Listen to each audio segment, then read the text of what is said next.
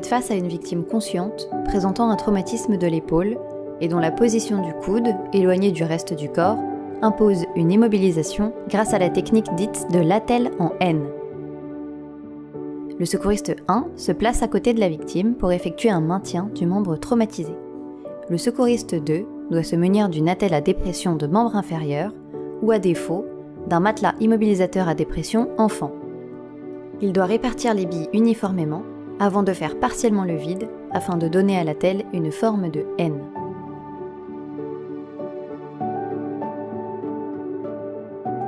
La vanne d'admission d'air sera placée à l'intérieur de la première branche montante du N.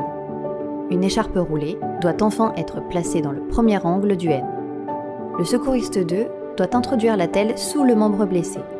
La vanne d'admission d'air sera au niveau de l'abdomen de la victime et tournée vers l'extérieur. Le secouriste 1 devra alors maintenir le membre atteint et l'attelle afin de libérer le secouriste 2, dont l'objectif est de nouer l'écharpe sur l'épaule opposée.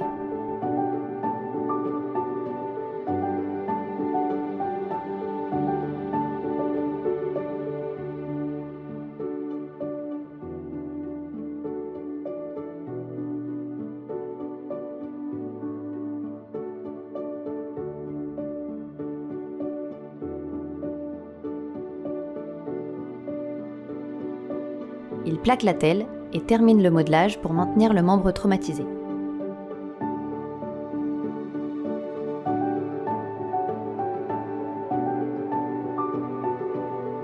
Enfin, il doit faire le vide avec une pompe à dépression en pensant bien à refermer la vanne d'admission d'air en fin de pompage.